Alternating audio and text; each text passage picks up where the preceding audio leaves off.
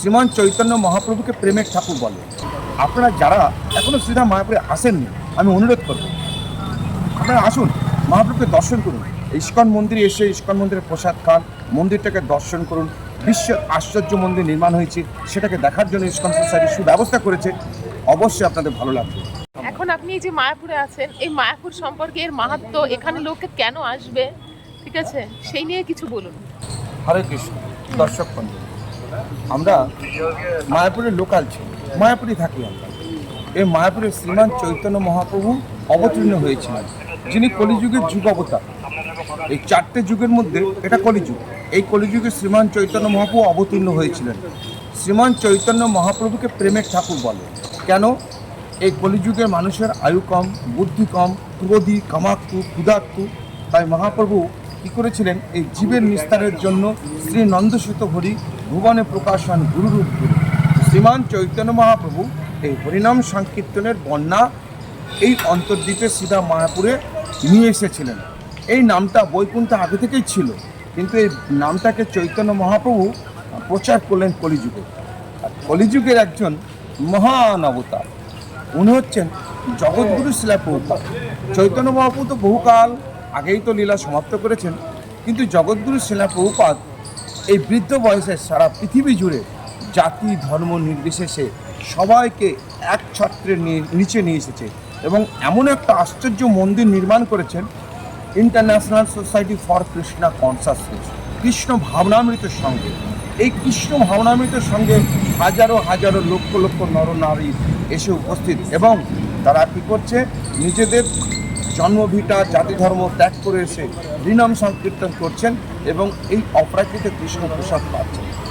আপনারা যারা এখনো শ্রীধাম মায়াপুরে আসেননি, আমি অনুরোধ করব আপনারা আসুন, মহাপ্রভুকে দর্শন করুন। ইস্কন মন্দিরে এসে ইস্কন মন্দিরের প্রসাদ খান, মন্দিরটাকে দর্শন করুন। বিশ্বের আশ্চর্য মন্দির নির্মাণ হয়েছে, সেটাকে দেখার জন্য ইস্কন সোসাইটি সুব্যবস্থা করেছে। অবশ্যই আপনাদের ভালো লাগবে, কথা দিচ্ছি। কেন? একটা জায়গায় যখন সীমাবদ্ধ থাকবেন, একরকম জীবনযাপন হয়ে যাবে। কখনো কখনো জীবনের ভাবটাকে পরিবর্তন করার জন্য ভ্রমণ করতে হয়। তো শ্রীধাম মায়াপুরে আসুন এবং ইস্কন মন্দিরকে দর্শন করুন, প্রসাদ পান, দেখবেন একটা দিব্য আনন্দ অনুভব করবেন। হরে কৃষ্ণ। যারা নবদ্বীপ হয়ে আসছেন, নৌকো পার হয়ে চলে আসবেন। কৃষ্ণনগর থেকে বাসে আসছে, ধুবুলিয়া থেকে বাস পাওয়া যাচ্ছে, সেই বাসে করে মায়াপুরে চলে আসবে। এই মায়াপুরের দর্শনীয় স্থান, যেমন এটা গেট নাম্বার 4। এখান থেকে আপনি এই ডান দিকে 1 নম্বর গেট পার হয়ে 400 মিটার হেঁটে ডান সাইডে গঙ্গামাতা মন্দির সেখানে নির্মাণ করা আছে, সেখানে স্নানের জন্য সুব্যবস্থা আছে। গেট নাম্বার 1, সেখানে যাবেন।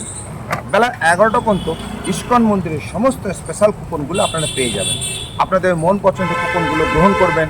সেখানে মেনু লিস্ট আছে, কী ধরনের খাবার, কোথায় কি খাবার পাওয়া যাচ্ছে, সমস্ত তথ্যগুলো আপনারা পেয়ে যাবেন। 12টা টাইম মতো খেয়ে নিলেন। মন্দির 1টার সময় বন্ধ। বেলা 3:30টার সময় এখান থেকে রওনা হবেন এই দিকে, মানে এই গেট নাম্বার 4 থেকে ডান দিকে। টোটোতে যান, বাসে যান, যেভাবে হোক, নানাবিধ যানবাহন আছে। এখান থেকে 1.5 কিলোমিটার দূরে শ্রীমান চৈতন্য মহাপ্রভুর জন্মস্থান, তারপরে শিবসঙ্গম, তারপরে মাসির বাড়ি, তারপরে চাঁদকাজির সমাধি, বল্লাল সেনের ঢিপি, ঐতিহাসিক পুরনো যে বল্লাল সেন রাজার ঢিপি ধ্বংসস্তূপ আজব বিদ্যমান। তারপরে ওটা দর্শন করার পরে সোজা চলে যাবেন রাজাপুর জগন্নাথ মন্দির। সেখানে ভগবান জগন্নাথদেব লোকে বলে 700 বছরের পুরনো, সেটাকে দর্শন করার জন্য আপনারা যাবেন। একটা ন্যাচারাল পরিবেশ, এত সুন্দর প্রকৃতি, চারিদিকে গাছ আছে, এত সুন্দর একটা শান্ত পরিবেশ। সেই ঐতিহাসিক মন্দিরে যখন দর্শন করবেন না, একটা নিজে আলাদা তৃপ্তি অনুভব করবেন। তারপরে কি করবেন? দর্শন করে চলে আসবেন। 6টা থেকে 6:15 সময়, এখন চলছে 6:15 তুলসী আরতি ইস্কন মন্দিরে। শুভ সন্ধ্যা আরতি শুরু হয় তুলসী আরতি 6:15, তারপরে গৌর আরতি আপনারা দর্শন করবেন। রাতের খাবারের জন্য গদা ভবনে 5টা 5:30 পর্যন্ত 6টা অবধি টিকিট দেয়, সেটা গ্রহণ করবেন। রাতে বেড়ে ডিনার খাবেন। সমস্ত গেস্ট হাউসগুলোতে কোথাও না কোথাও রুম পেয়ে যাবেন। মহা আনন্দ এবং তৃপ্তি অনুভব করবেন। হরে কৃষ্ণ।